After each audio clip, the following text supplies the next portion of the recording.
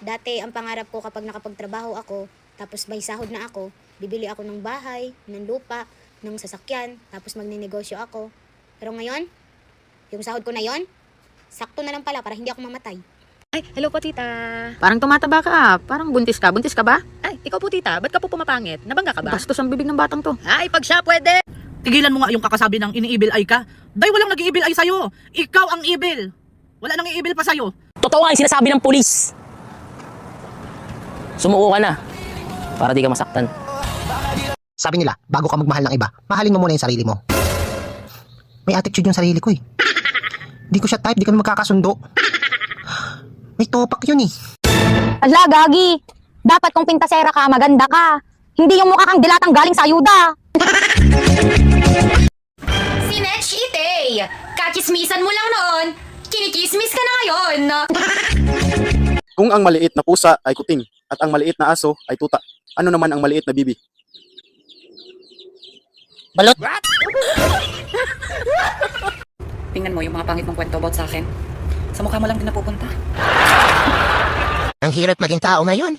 Magastos. Gusto ko na lang maging halaman eh. Lagi pang nadidiligan. Babe, Oh. pikit mo nga mata mo. Ano naman Sige na, basta pikit mo lang. Sige, sige. Ano nakikita mo? Wala. Ganyan ang mundo ko pag wala ka. Ay, wow, sweet naman ng Siyempre. babe ko.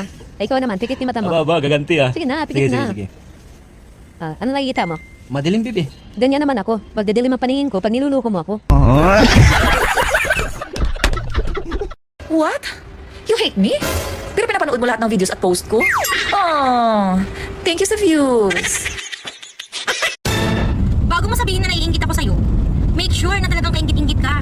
Hindi yung wala ka nang achievement, ang toxic pa ng buhay mo. Hala, kadalasan daw niloloko ngayon yung mga magaganda. Kinakabahan ako. Hello? Oh, hello? Pwede ba tigilan natin to? Wala nang patutunguhan to. Ano pang silbi ng relasyon natin? Lagi na lang away-away.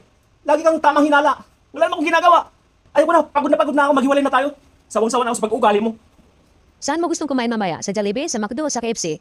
Sa McDo na lang. Piling maganda raw ako. Partida. Piling palam yan. Inggit ka na. Ano bang nasa isip mo? Pamilya ko po. Nasaan ba pamilya mo? Nasa isip ko po. RC kasi, RC. Pakatawa ka eh. Ano pangalan mo? My name is Megan. In short, Meganda. Kala ko Megalis. Ikaw, sino ka naman? Ako naman po si Ernie. Ernie na lang po. Ako naman si Paco. Paco? Yung ba talaga tunay mo pangalan? Hindi. Neil. Kaya Paco. Kasi Paco, sa Ingles, Neil. Ang talino ng mga magulang.